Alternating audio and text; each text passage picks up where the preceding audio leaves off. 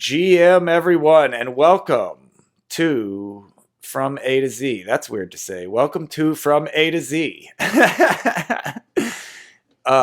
Too many participles there. Good afternoon, everybody. Glad to be here with Z-Fi and Sam Padilla of ATXDAO. And this is a special episode. Our first guest here. Glad to have you, Sam. How you doing today? What an honor. I didn't know I was going to be the first guest, so. Surprise. Welcome. Yeah. Well, let's just get into it. Sam, just give us a brief background of yourself. You know, what do you do? How'd you get into crypto? And what's ATXDAO? Yeah, for sure. So, my name is Sam Padilla. My day job actually is I work in the new crypto team at Google Cloud. And my night job is ATXDAO. So basically I do a lot of stuff for the community. But even before getting into like crypto specifically, just kind of a bit of background on myself. So I'm originally from Colombia. When I was about 8 or so, I moved to Brazil. So I grew up in Brazil.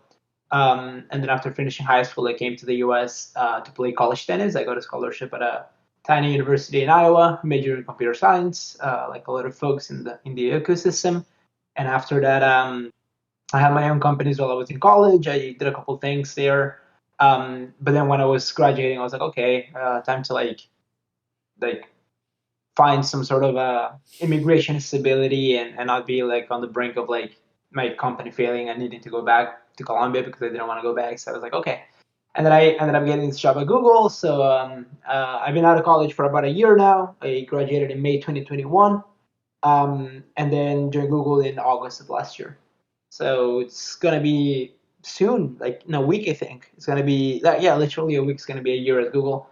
And then... Congrats. Thank you. As soon as I joined Google, I was doing just startup stuff, but then I ended up moving on to the crypto team, doing some like solutions engineering work for them. And then around January this year, I got into ATXDAO.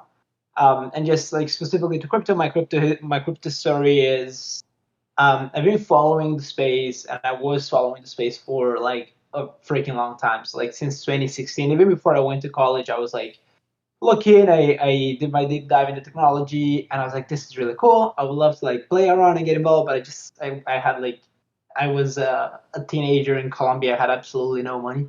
So I was like, there was no freaking way that I can just like do it. Even when BTC was just a couple $100, it was just like I can't. So I just followed around for a long time. I dabbled here and there while I was in college, tried to explore some DeFi stuff, nothing very serious. But then last year, as soon as I graduated college, I was like, okay, like time to go all in. Go all in, not financially, but like professionally. I was like, this is really big and this is really important. So I decided to go all in with like my professional life and also of course started to like play a lot more into space, and then I've just been finding my way into the ecosystem more and more. But yeah, that's kind of my background in general. If you guys want me to dive into anything specific, happy to do so.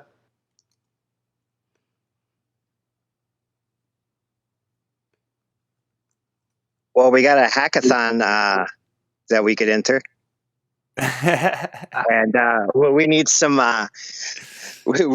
advanced voting software made.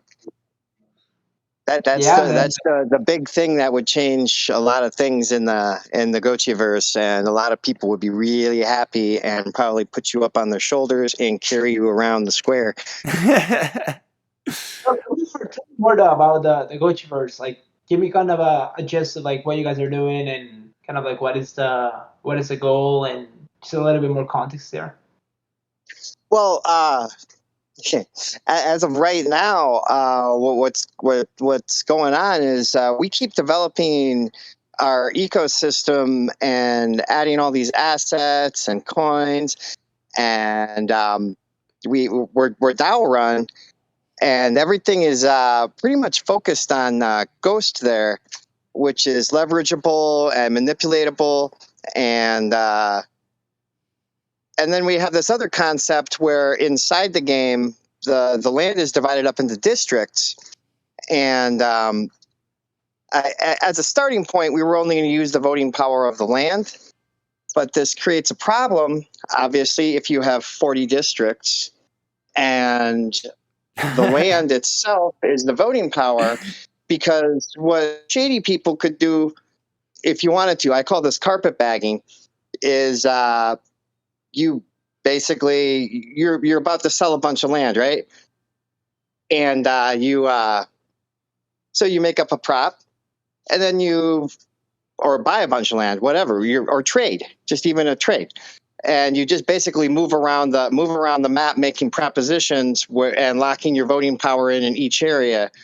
And that's one way you could manipulate it. I'm sure that there's other ways to be shady that I haven't thought of yet, but well, that's I think that's a little too like granular for what he's looking for. Like, I don't think. Yeah.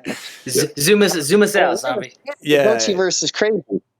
No, for sure. But I think there's a lot of people that's a bit granular, even for a lot of us already here. Yeah. Let's like come at it from the other direction and kind of talk about ATXDAO, and then we can relate that to how that's going to relate to what we're trying to do with our district DAOs, is the angle that we're trying to maybe come at it. And that way, Sam doesn't have to completely understand what we're doing here to have some conversation points that lend value. So general too, zombie. In general, zombie, like, what is Aavegotchi? Let's just start at the biggest thing. Get very broad with it. Yeah, so basically there's two parts of it. There is the NFT ecosystem and the Aavegotchi.com website. And then there's the Gotchiverse, which is the play-to-earn gaming aspect of it. And there is farming, and there's 5 ecosystem tokens. There's the 4 that you use in game for building out your assets and farming your land. And then there is the glitter, which speeds up time based on the polygon block time. And and then, in the Gotchiverse, there's a bunch of districts, and that's what Hardcore was getting into there, is we have a bunch of districts, and each district will have its own DAO and its own governance over kind of what happens in that district. So that was going to be my lead-in, is the formation of the community DAOs per district based on the formation of a physical community DAO. That's all in the metaverse you guys are building, right? That's all in the... Right. Okay. Yep.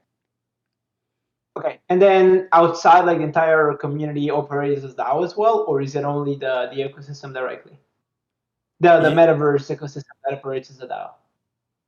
Yeah, there's currently an Aavegotchi DAO that's very active. It's probably one of the most active DAOs on Polygon. Yeah. And that's the whole community all agreeing how the game totally is going to work. That includes the .com and the Gotchiverse itself. Got it. Okay. So we're just trying to... Go ahead. There's a kind of a subset or like a sub-project of Aavegotchi DAO broadly. Exactly. We've got one kind of national DAO right now for Aavegotchi as a whole, and we're moving toward also having district DAOs. There will be 49 of them eventually, but each neighborhood will have their own DAO within the larger DAO itself. Right. Okay. And then GMI, kind of what we are, you can consider us just a DAO of content creators around the Gotchiverse, essentially. So we're a bunch of artists and content creators. So we're not really an in-game DAO. We're kind of something that exists, outside of it. And that is where a lot of this real-life DAO stuff concerns us, because we are basically trying to be an entity that can do real-life business based around Aavegotchi. Got it. Okay, this is helpful. Like, I'm starting to piece the things together. Okay, that's good. Okay, then let me throw you one more there to throw the loop on this here. So you've got the greater Aavegotchi DAO. You've got the up to 49 sub DAOs, which the district DAOs, and then guilds are DAOs. GMI is a DAO. Outside investor groups are DAOs. we have this building called a lodge you can build that it's for group activities, right? What I would like to do is have this entire structure designed where the district DAO is actually something that you could plug into the lodge, and therefore the lodge, it becomes a method of having your DAO interact with the other DAOs and makes it essentially a citizen of the verse. And that whole circle and hierarchy would create a DAO as a service product that we could sell to outsiders, just as like the Gotchiverse is the Canary Islands of DAOs. Like you go in there, and what happens in the Gotchiverse stays in the Gotchiverse, and you're supported by this huge network that keeps the whole thing alive. And you know that your DAO is going to be fine because it's inside the Gotchiverse. Okay. You guys mind if I jump in? Yeah, sure there. Hey, so Sam, I think the trying to draw some connections between the different DAOs, and so kind of back up a little bit, as much as possible. There's a concept of having a sustainable yield-bearing NFT, and so that NFT is essentially an improved version of a crypto pet, crypto kitty, something that you interact with, and it increases the value over time. And so that's the base part of the game. And so then the game is developed by a company called Pixelcraft. The game and the assets itself are within an Aavegotchi DAO, which is kind of wrapped with an LLC that is still, in essence, majority of the voting power, I believe, is with Pixelcraft. But the idea is that the game is going to develop, and the owners of those NFTs can vote on how the game develops over time.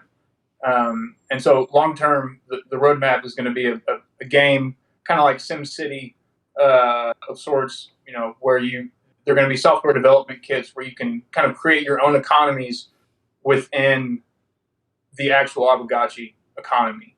And so in trying to help grow that economy, there are a lot of different groups coming together that essentially function as DAOs. And so I think with respect to GMI, there's some interest in how ATXDAO is structured, because there's so many different options with how you structure a DAO, and how if the members of the DAO aren't necessarily owners of kind of a larger entity. So for example, I've been researching limited cooperative associations, which you can have in Colorado, where essentially you have owners of a cooperative association, and so there might be 3 owners, kind of like with a multi-sig situation, but then within that entity, there's a DAO that is essentially the cooperative, where other content producers can come together. We can band together so that we can get kind of a favorable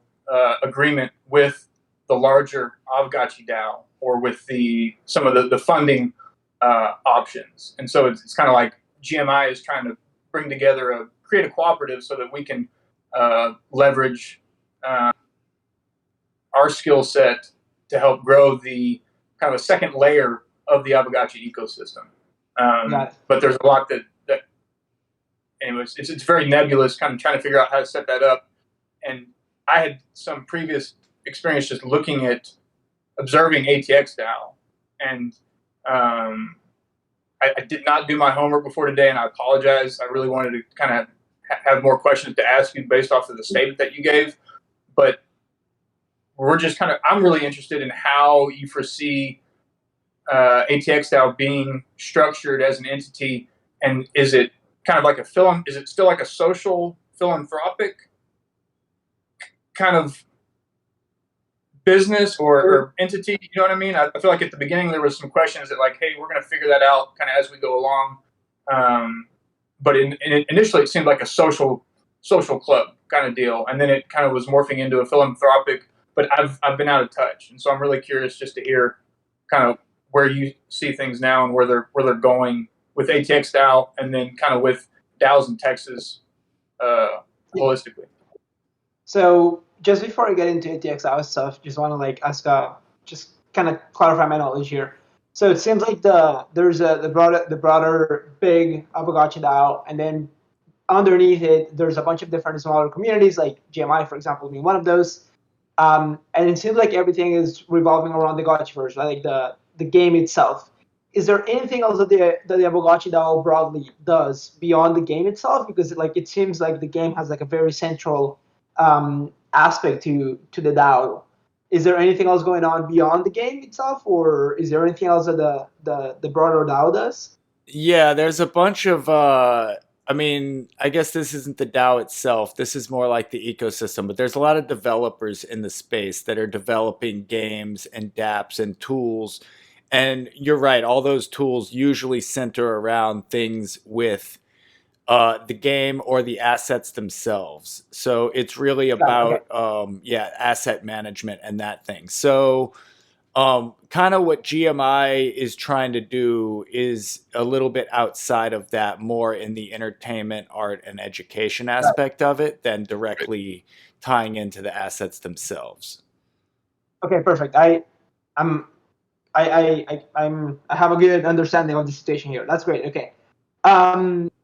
So you guys, and I think it's really cool. So there's this like entire metaverse that is getting created, and then there's smaller communities coming together to add value to the metaverse in many different ways, either by creating, developing new things, whatever, or in your guys' case, doing a lot of education and media and entertainment around it. And IRL meetups. We're all about trying to make IRL Gotchi meetups. That's our next level. That's good.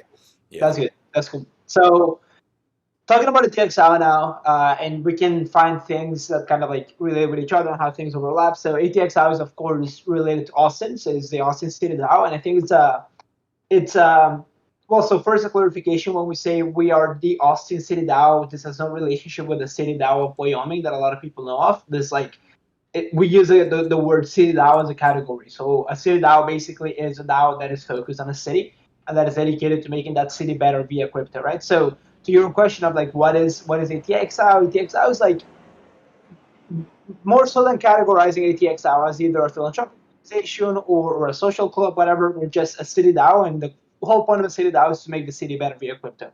And I think city DAOs achieve that in three main ways. So one way is like promoting a lot of education and a lot of onboarding of local businesses and local artists into the crypto economy. So working with a lot of local artists to launch NFTs or helping them like paint up NFTs of murals and then making an NFT of the mural, or closing partnerships with some businesses to try to just like build crypto utility around their businesses and drive commerce to these companies, right?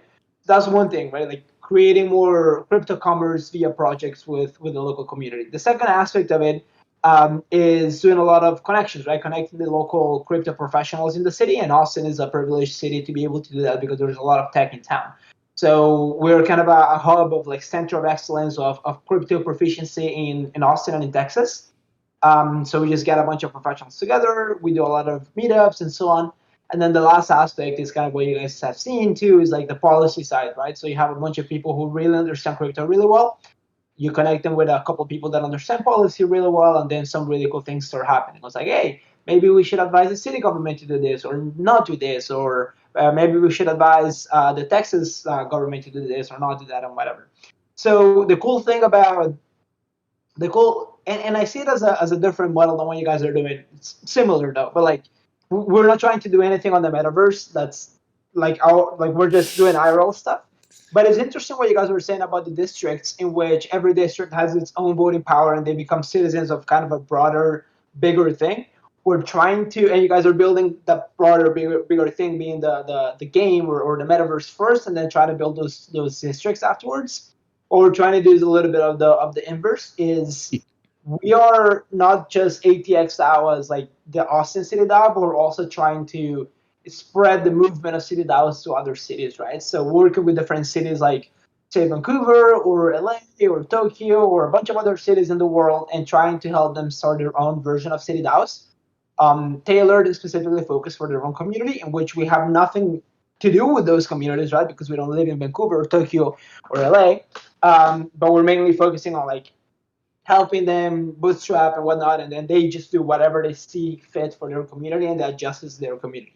And we envision a future, and this is mainly like an idea that I've been trying to push the DAO to think more about and kind of pursue, but it's hard. I envision a future in which you have multiple city DAOs across the world, and these DAOs kind of like sort of coming together as a decentralized global entity, right? Like almost like a state. And it's really cool that you can start actually doing things that you would otherwise get from the state. So just to give an example, say you have multiple city DAOs across the world, and then you have all of them connected under the same idea of a global city DAO movement, and then say each DAO pays an annual tax to this broader city DAO movement, and as a consequence of that annual tax, all of the token holders of all of the DAOs get, I don't know, insurance, right? Health insurance or education or shit like that, So it's a really cool idea to be able to challenge, per se, the idea of citizenship that you have. And I see something similar to what you guys have, but it's of course more gamified and of course focused on the game itself and on the metaverse, which each district has its own culture and it kind of interacts with the broader ecosystem in a different way, right? So there's a long way between where we're at now and kind of where I see this movement going. But it's kind of an interesting idea that I've been exploring for a while now. Got a question. Can I hop in quick? Yeah, go for it. All right. So I love this idea of crowdsourcing or group funding something like healthcare or education or mental health support, anything like that.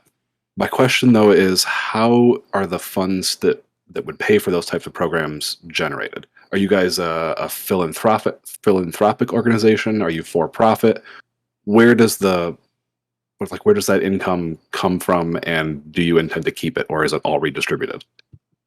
Right now, for ATXDAO specifically, we are doing a lot of events, and we do a lot of really good events. So we're an event, like at this point, we're an event public relations kind of organization. So most of the revenue that we've gotten is via events.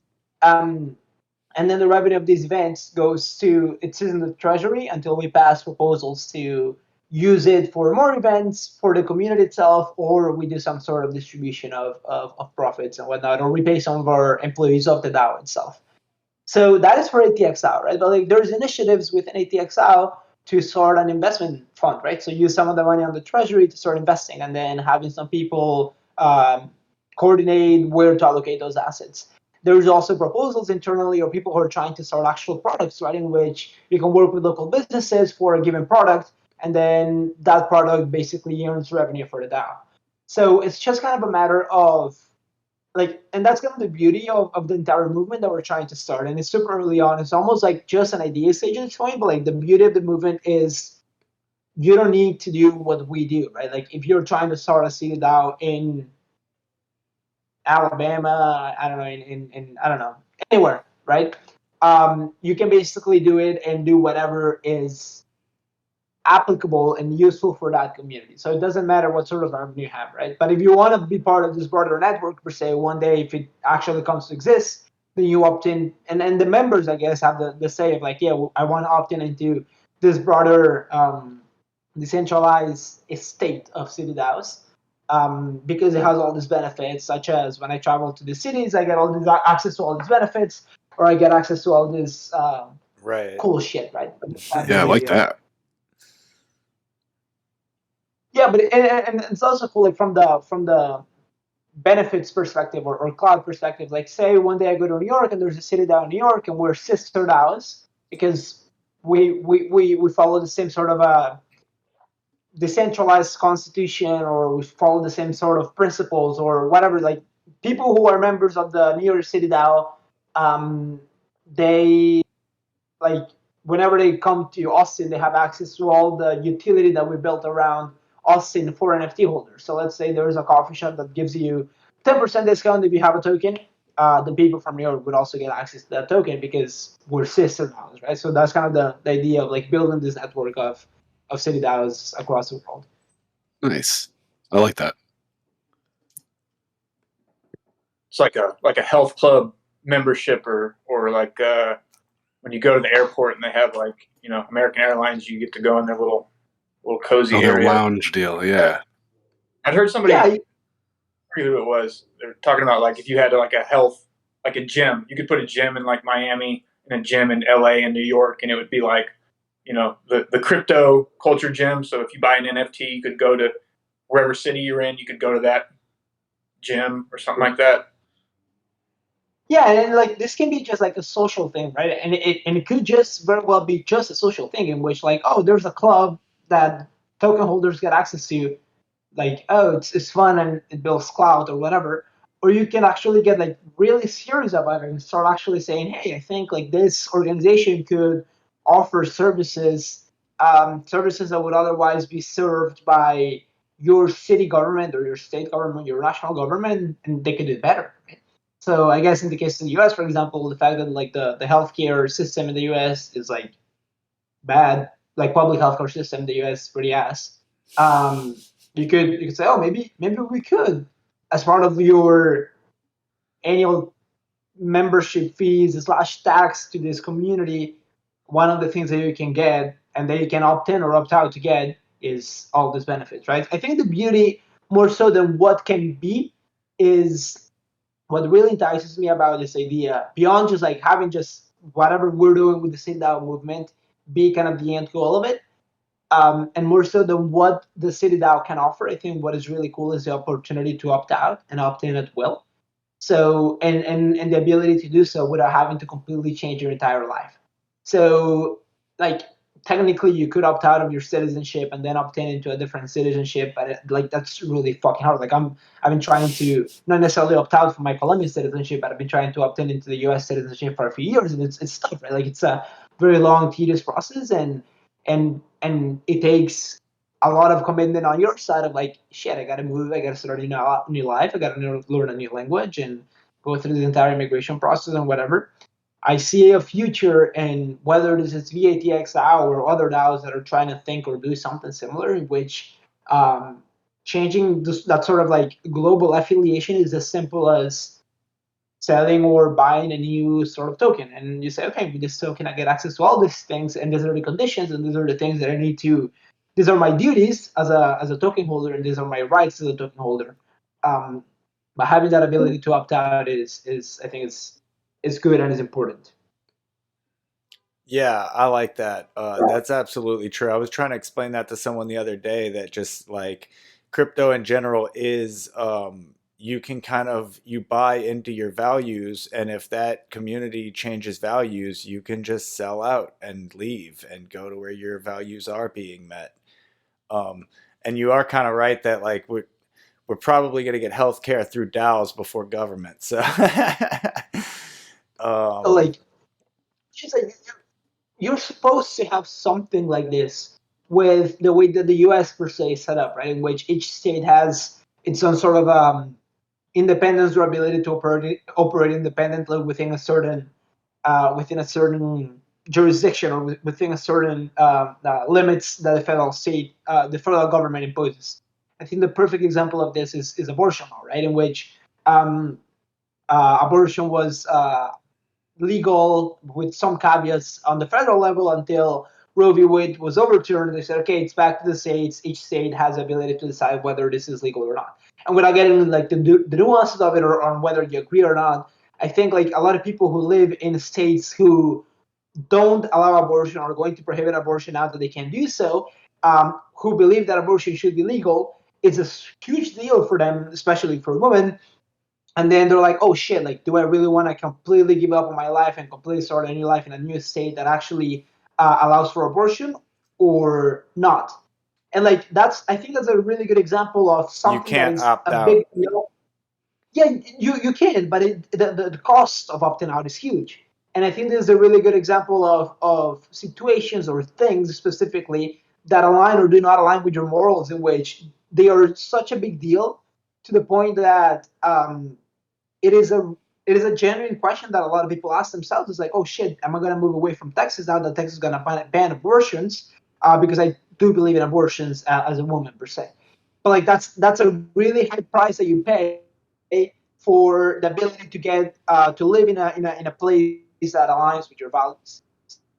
So I don't think people, for things that are as important, maybe not as important as like, oh my gosh, I'm going to get killed immediately, and then I do need to leave, which is, I guess, the situation with all the refugees, in which it's not a situation of life or death, but it's a situation of like, this is really important to me, but maybe it doesn't cross the threshold in which I need to completely start a new life in a new place just so that I can align with these values. But I think these things that are important enough to you that may not make you completely start a new life and change and pay the entire price of opting out, these things should be more easy to align yourself with those values. So in this situation, if you believe that abortion should be legal, you could perhaps partake in a network without having to completely reimagine your life, in which, or maybe you can just like change districts, right? Kind of using the example of what you guys have, or maybe I could like cross the river, or move to a different neighborhood in which those values are aligned with my values, right? So I think there's something to be said about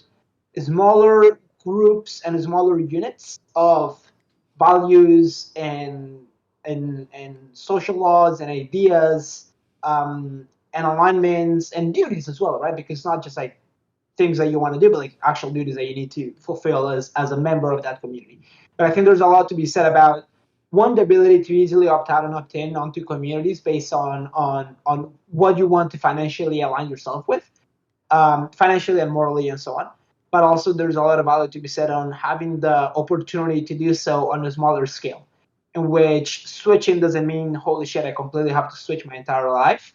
And it's easier, and it's not it can be like, the factor, the variable that you're changing can be a single one, right? So I'm changing my affiliation because of abortion. So it doesn't have to come with like, it doesn't have to come at the expense of like, okay, I'm changing my affiliation with abortion, but then there's all these other things that I also need to abide by in the new, say, rule that I'm following. So I think to me, that's the beauty of decentralization. That is the point of decentralization. It's like making the units of action and community smaller, and giving the people options. I think that's important.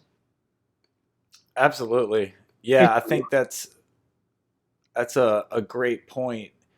And that so that kind of, I don't know, I'm kind of torn on where to go on this. I got two different ways I could go. All right, let's just dive into the deep end of it here. So like what you're saying there is really important because decentralization is super important, and we're especially right now facing a lot of problems like with what happened with Tornado Cash, and Gary Gensler today made some statements about, he basically said that like DeFi knows these laws existed and chose to ignore them. And totally, he has this take that like he does not care about decentralization. He thinks that things just need to be following the rules no matter where they come from. Like, even though DeFi is not an American thing, so why would it follow American laws from default? That's a very like strange thing to jump to. So how do you feel about a lot of that stuff going on, you know, in light of the importance of decentralization?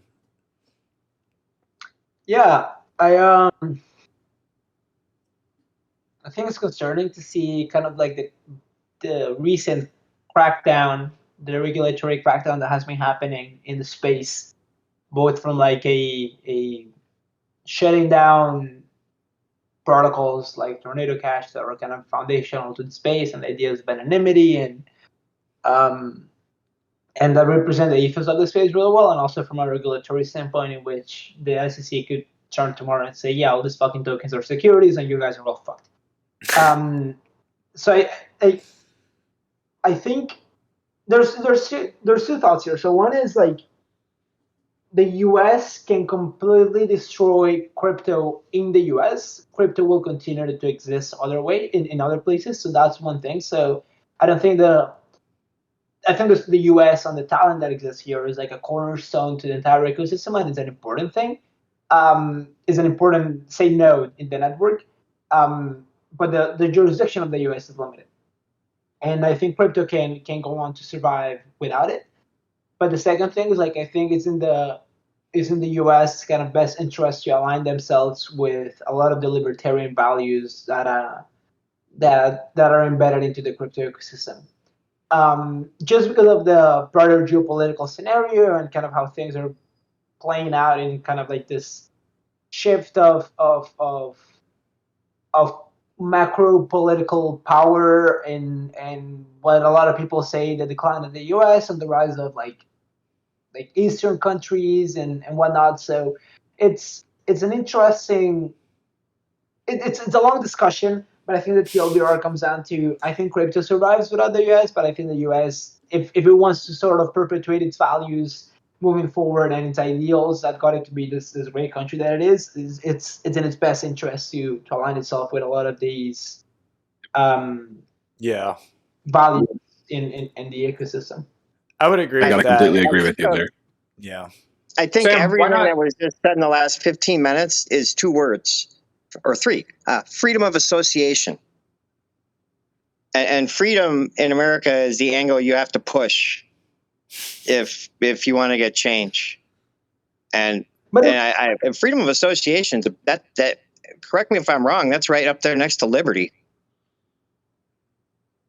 And liberty is the other thing you were talking about. You want because you don't have freedom of association with the government, your liberty is restricted by your poverty, so you're under the boot. Yeah. So like to kind of double down on what you said there with crypto goes on without the US, I would totally agree with that. And that's kind of where I see it going too, is that like it doesn't matter whether or not you can convince the US politicians or even half the US population to give a shit about crypto. But like it really, because really it will just be one of those things where like, you know, if the rest of the world has internet and you don't, then you're behind. And if the rest of the world has crypto and we don't, then we'll be behind. But it really doesn't stop even individual citizens unless they're going to start going after people individually because, you know, Aave is like, yeah, we'll follow the law. And then like they're like, here's our front end, go run your own. Like Aave, the company, will totally follow the law. What people do on their own with this front end is their own business. You know, like that's decentralization, right? And I think it's interesting because we have a fork in the road where probably 2 things will happen. And if you look at like what happened with Napster, for instance, Napster got taken to court. And then out of that, you've got Pirate Bay and Spotify, 2 answers to Napster. You know, it's 2 different ways that it goes. And that's kind of what's going to end up happening if the US cracks down too hard on crypto is you're going to have people who do crypto anyway, because what are you going to do about it? And then, you know, the rest of the world's going to go on to like do better without us. But I don't think we're that stupid. I think we're just in a political thing and they want to get people fired up and they know that there's a large single party base that they like didn't realize existed until now. And I mean, a single issue base that they need to appeal to all of a sudden. And I think scaring people is a really good way to get them to vote.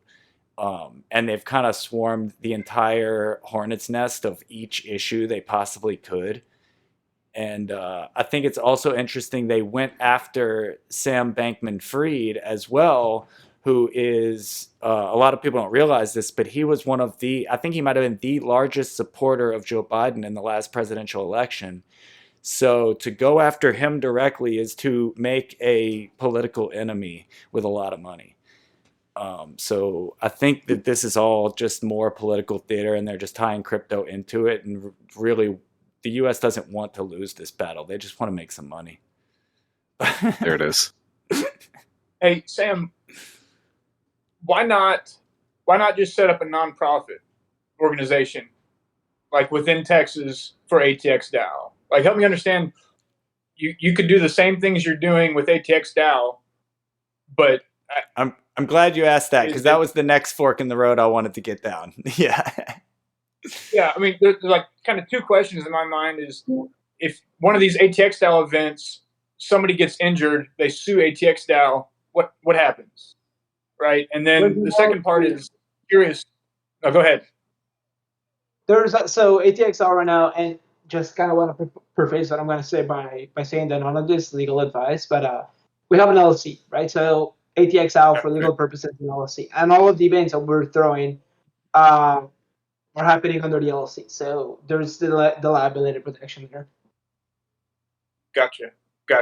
And then So were you kind of teasing it part of the reason that the kind of current ATXDAO structure makes more sense than, well, let me back up. The anonymity part, right? You want the members of the LLC to be anonymous. How does that work, right? Like that part kind of blows my mind. Yeah, I have a follow-up to that as well, yeah. There's two things here that are like that need to be understood. So the way, and I think, and I don't want to say I know, but I also don't want to say I think. Like, I'm fairly certain that most DAOs operating under the LLC model follow this model, in which in most LLC statutes in every state, there is this thing called membership interest, which is you're not a member of the LLC. Being a member of the LLC means you are a member of the company itself. So there needs to be a distinction drawn here between the members of the LLC and the members of the DAO. So when I say member right now, I'm going to mean member of the LLC. When I want to refer to the member of the DAO, I'm going to say token holder. So the way that most DAOs operate right now is a few of their token holders are members of the LLC. It's usually the founders, the people that actually started the DAO. And again, this is under the LLC framework. Most token holders are, and there's an option here. You can actually make them membership interest assignees, in which a membership interest basically is kind of the same category under which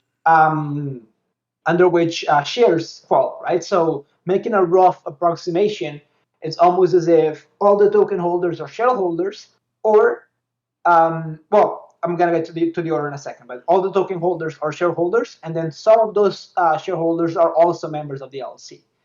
But then now the order here is you can also make it so that the DAO is just an LLC for legal purposes, in which there's an LLC that represents the DAO, and then all the token holders are nothing to the LLC, right? It's like if there's not a company agreement, if membership interests were never issued officially, the company agreement doesn't state that there's this class of membership interest that is defined digitally and gives the assignees of this membership interests voting rights and all this jazz, then there's a huge disconnect, and that's kind of like one of the issues that I have. There's a huge disconnect between the DAO itself in the LLC model and then the entire community, because the entire community, in a way, doesn't exist legally, right? It's like it's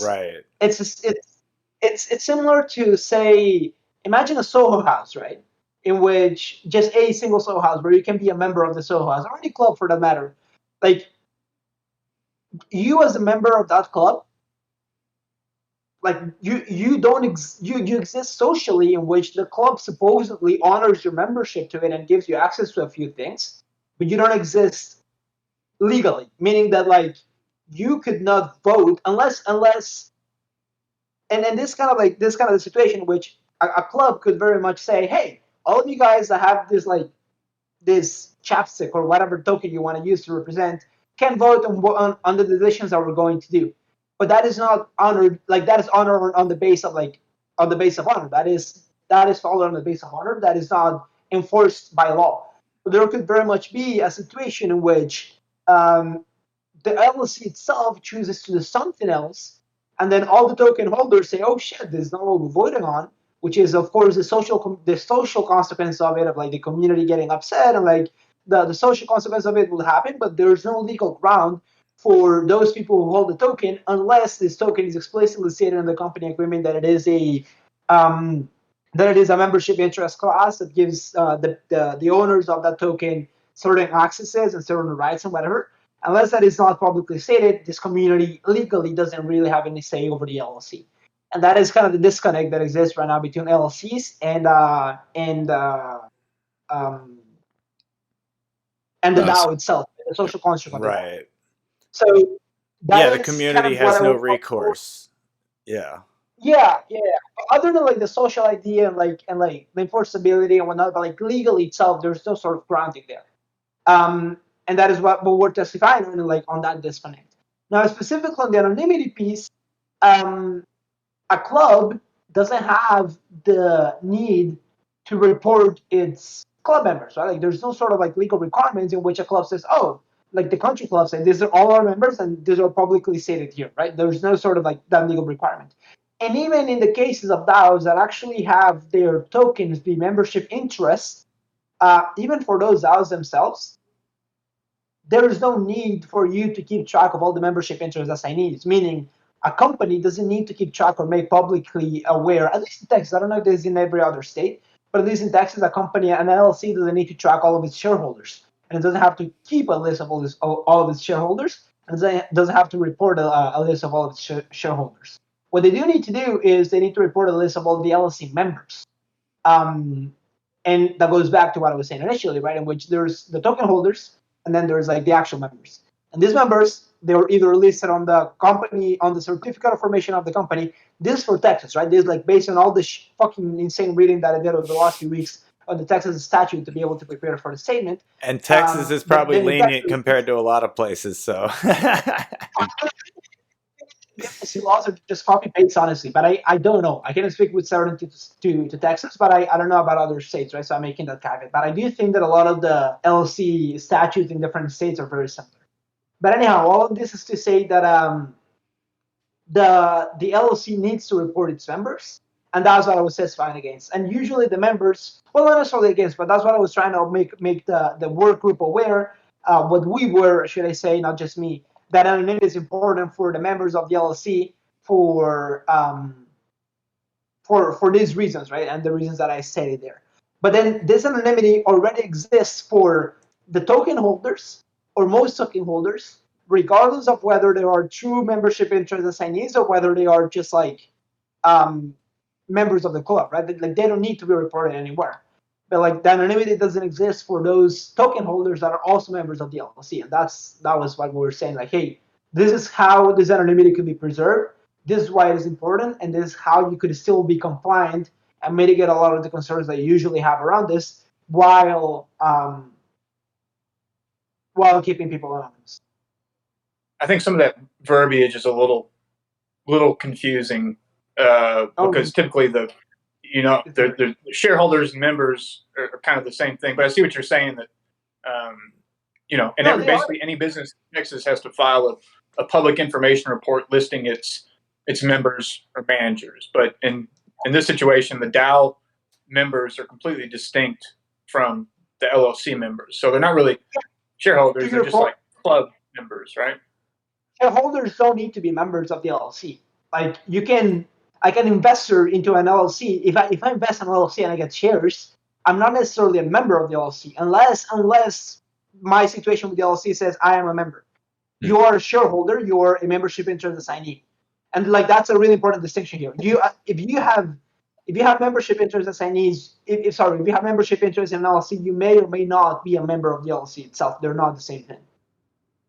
I don't know about that.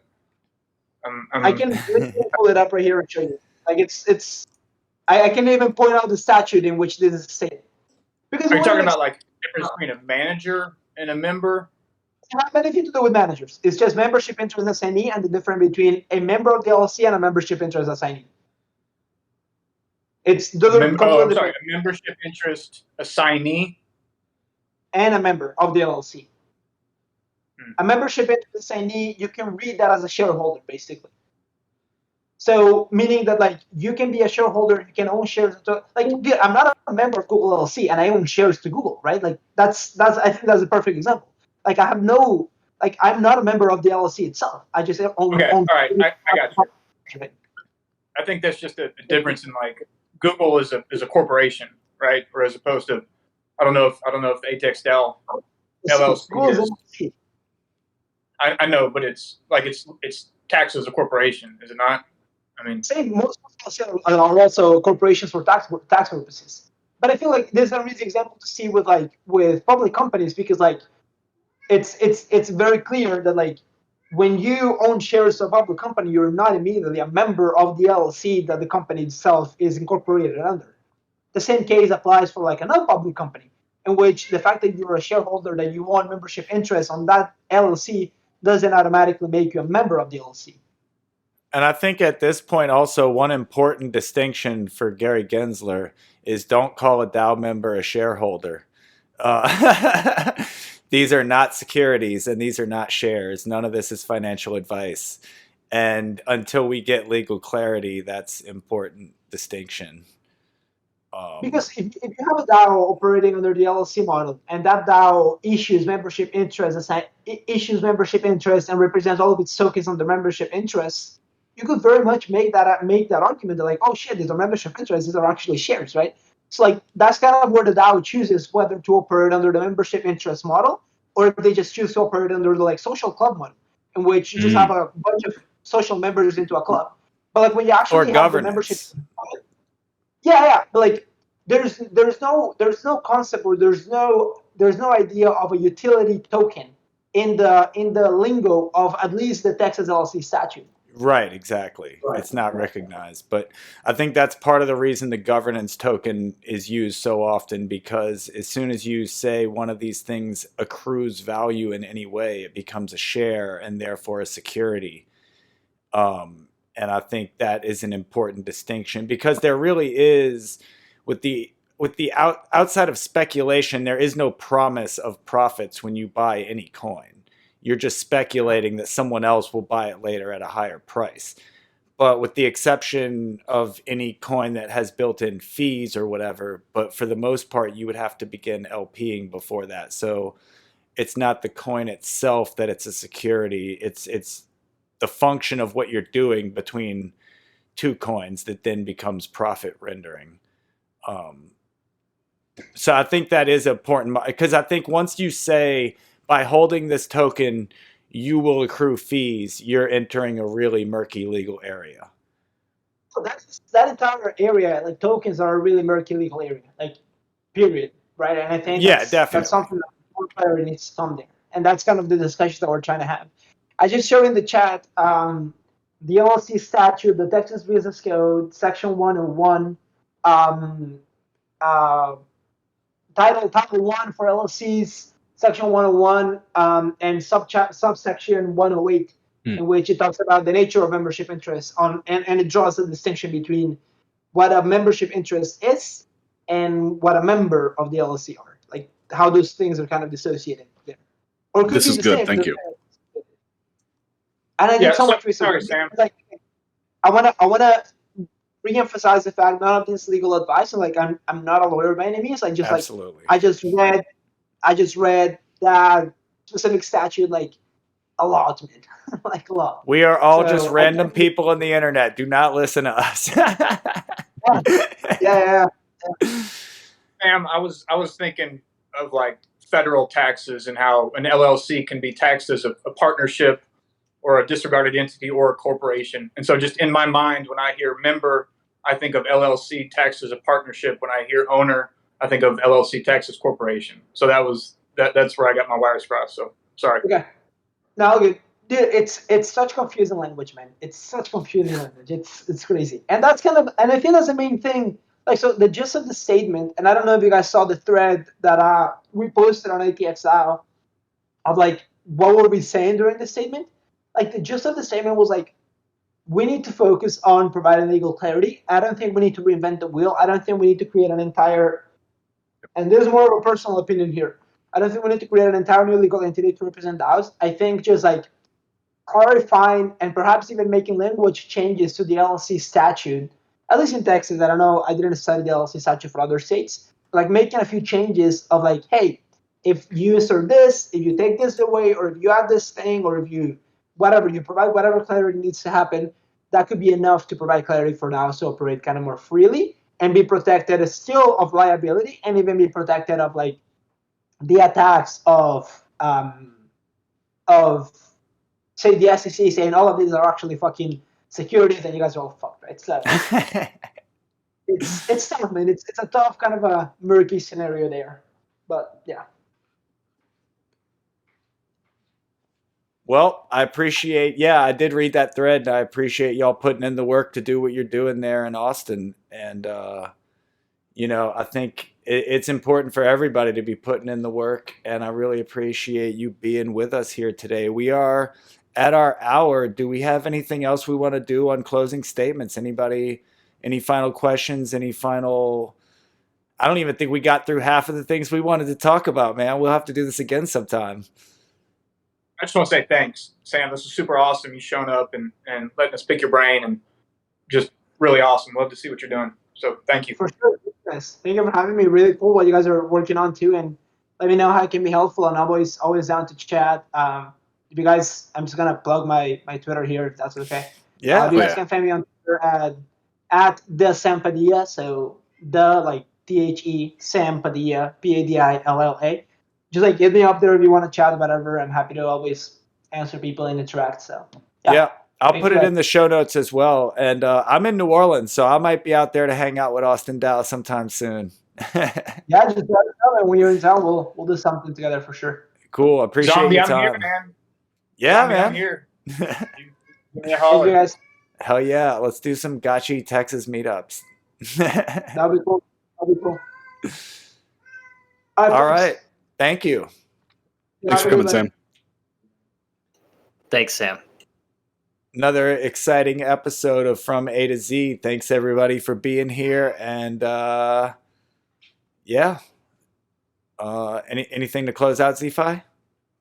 I would say if you've got follow-up questions, if there were any topics that spawned new questions that you hadn't considered, hit us with them. We can always follow up. We can have them back. We can reach out in DMs. This is going to be important as we form district DAOs in the Gotchiverse. So if you've got like pressing foundational questions, let's get them out there. Let's get them answered. Let's start discussions.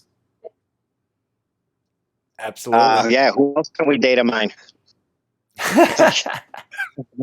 Like, for real, like, this is a good angle. Like, the people trying to solve real world problems. Like, every time I look at the Gotchiverse district DAO problem, I keep reinventing America, and we know how that turned out. So maybe we should figure out how to do stuff in America using DAOs or doing stuff, because we're gonna, Otherwise, we just end up with America. Well, it ain't over yet. I mean, come on. The tires might be on fire, but we're still driving. But I mean, like, there's a reason America happened, and we started our economy based on like importing labor. So, we're already getting weird. This is the frontier right here, guys. We're redefining the standards. We've tried a bunch of ways as humans throughout history. We've all tried different ways. We're just trying a new way. See if we can get it better this time. Absolutely. I'm just saying, like, more of these people that are trying to solve real world stuff, they're totally more, I think what they're doing is way more relevant to our needs than what some other protocol is doing. Completely agreed with that. Absolutely. Like, we're trying to create a world. I'm excited for this exchange. Yeah, it's a community building thing. And I'm looking forward to seeing how these communities develop. Just like Sam said, we're going from a larger, obviously the whole Gotchiverse, down into these smaller neighborhoods. We haven't really even established like a solid foundation on the whole yet. And now we're going to break into even smaller groups. It's going to be an exciting experience, but there's going to be challenges for sure along the way, because we're all going to have differing ideas. Escape from New York or Escape from LA. That's basically what's about to happen in the Gotchiverse. Oh yeah, that's round 10. Round 10 is Escape from Gotchiverse or Escape from the Citadel. Like, we need to. This whole bank run conversation silly. Like, get your money out of the fucking portal before they loot it. We're gonna lose the last battle. Duh. Like, you might not get a refund. You let them in the door. Like, think about it. Like the guys that have like the ultra power speed build that low roll that last round, they're probably going to throw up some towers and try to set up so that like they survive long enough to get their money out. You're going to be like, 30% of what I would get as a refund, I'm going to throw that into guns. Like, the bank run, like, it presupposes that like we don't have a game. I wasn't even thinking that far ahead. I was just thinking we set up district DAOs, and all of a sudden I'm getting taxed by the Duke every time I pass through a certain district. It's like, what the hell is going on here? Like, I'm getting harassed by like 10 gotchis that are dragging me before, some fire pit, some weird shit. Gold district. Yep. Oh, that might have been one to put in. Like, when I asked, like, does anyone have concerns or bad things that might happen? No one said fire pit. Look, I was talking about people getting mugged in certain districts before, like when the play drop first started. It was like, oh, we're gonna break into that was not my plan the whole time. If you search the word mug, you will find me like 50 times. I came here to mug you. Like that's the Gotchiverse experience. You're getting jacked on the way to the portal. Like that's it. That's perfect. Especially if like some of it, like every time they get whacked, like what if 10% of it's just gone? So like the more jacked like people get, like the more deflation we have. Actually, man, so you're saying a battleground game. When you hit someone, then it does deflate it. So you're talking about like tokens actually getting burnt when they get jacked. Yeah. Yeah, you spill your pocket, 10%'s gone forever. It might cost you some FUD. Interesting. Ouch. But I see heavy PvP then, which is going to be gotchis, smashed and gotchis all day long. Quick channel, empty reservoirs, kill everyone. Out on it. You'd be up, and then like you'd start getting punchy, and people take your money, and you can fucking quit, and then you were like rage playing, and you made nothing yesterday. I'm not hitting anybody with a pocket full of kek. I feel like somebody would vote to end that quick. Yeah, and I would support it. I think, no, they wouldn't, because they'd be like, well, shit, I'm not any good at this, but wow, the token price is going up. That's a great point. Let the fucking violent degen people pay for the game. Come on. The grid will save us. Said nobody ever. Grid's the danger zone. And somehow, here we are. I'm going to be the danger. On it. Oh, man. Well, I mean, it has to come out that the Aavegotchis are the bad guy. The liquidators saved them. The liquidators saved them, and then they took over and built a city, and then took all the resources. Yeah. Could be a dark tale we're telling here. It will be. I good job, you two. I mean, that mecha lick. This is a good show, guys. Y'all did great. Wish we could have asked more questions. I wish, man. That hour flew. 3 hours with Sam. Right, exactly. We've got a list of stuff that we didn't even touch on. That's true. We did all kinds of homework for this and didn't get anywhere near it. Like I touched. That's okay though. Some stuff, but yeah. Yep. Well, and by all means, open invite for folks to wander on into the ATXDAO Discord as well and participate in the conversation on their grassroots there. And it is relevant to what we're doing here, but it's really neat, like Hardcore was saying, to see what they're doing to affect real world changes. Yeah, I'm very interested in this, and yeah, I don't know what I really wanted to get into, kind of like the IRL meetup thing, but I mean, obviously, that's not like a huge legal issue, I guess. At least not, That's just sheer social ambition. Well, I just mean if like we meet up somewhere, it's decentralized. Nobody's really from there, whereas ATXDAO is ATXDAO, and wherever they meet up, it's probably in ATX city limits. And so they really, beholden to the laws there, and to their reputation there. Whereas like if we, rent a ballroom in Las Vegas to throw a gotchi party, it's kind of on that ballroom, whatever legally happens there. It's not on us. Hence why Vegas is top of the list. Boom. Y'all heard it here first. Vegas could be fun. Never been there. Is it going to be been in a Vegas casino in my or life. Texas first? I don't know. Like, if me, Humbled, and ATXDAO get together, that might be it. You might be seeing a gotchi meet up in Texas before Vegas. Who knows? Oh, God, we're going to have so much more fun in Vegas, though. That's true. Cool, y'all. Well, I guess see y'all soon. Good show. Oh, I guess we should drop some alpha about the Artist Summit. Let's do it. let's just talk about the Artist Summit briefly. If you are planning to be part of the Artist Summit, get in touch with anybody on the Great Responsibility team. Me, Z5, Mycalium, Hefe, Thrax. We will get you set up. If you need to get us content like MP4s, MP3s, whatever, you can get that to me. Playlists and links and stuff like that, we can kind of deal with more or less day of the show, but I'd like to start getting people in an order of who is going to be presenting in what orders.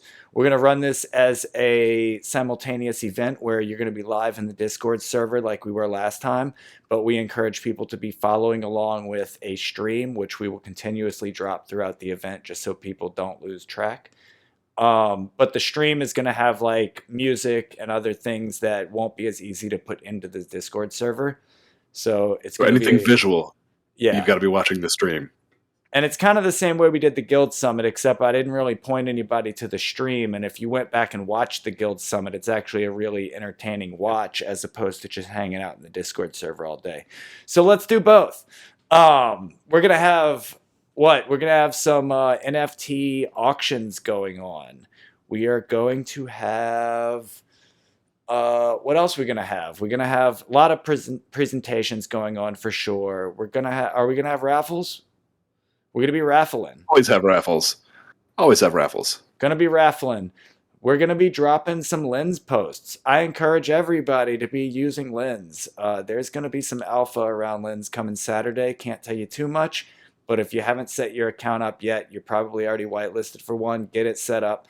And if you're not set up, you can still participate Saturday, and more information on that. But I'll be dropping an animated short film, Cosmic Spaghetti, on Saturday. And what else? We got Let me slide in here. We got music by FaZe, and you go ahead and take it. All right. If you have a piece that you're hoping to sell or auction or blind auction during the event, reach out to me or probably Mycalium. We're going to start just a collective, just a database of all these pieces so we can keep track of who's got who and who's bidding on what and where the high bids are. We can do a silent auction, and you can set a silent reserve. Mycalium has more of the details on this. I think you put more of the planning into that bit. But if you have pieces that you're planning to sell during the Artist Summit, please reach out to me and we'll get you in the database. All I got. All right, yeah. So like I was saying, we got music by FaZe. I think DJ Pablo is probably going to drop us a playlist or something. I'm going to have some music, and F is going to have some music. I don't know. What else we got, Mycalium? Close us out. That's it, boys. Now this is going to be tidy and a good one here. Guild Summit, was our first experience into this kind of thing, and it was a little long, quite honestly, but it was fun. This one here, I promise, is going to be like halftime. It's going to be focused. It's going to be digestible. It's going to be useful. You're going to have the products in front of you if you want to get involved with them, and you're going to be able to get the heck out of here and enjoy your weekend. Yep. Be ready to buy art. Be ready to enjoy yourself. Listen to music. It's going to be awesome. Keynotes. Everything you expect is going to be there. But yeah, we're going to try to keep it much shorter. And it's totally going to be a party vibe. We're going to do everything presentation-wise up on the front end. And then we're going to go straight into party mode where we're going to be like watching some animations, listening to music, and hanging out. And then, once you want to run auctions. Yep, running auctions. Yep. So this one's going to be more of a party event than the Guild Summit. But business in the front, party on the back. Let's do it. The GMI mullet. The GMI mullet. Let's do it. All right. See y'all soon, friends. Thanks for coming, everybody.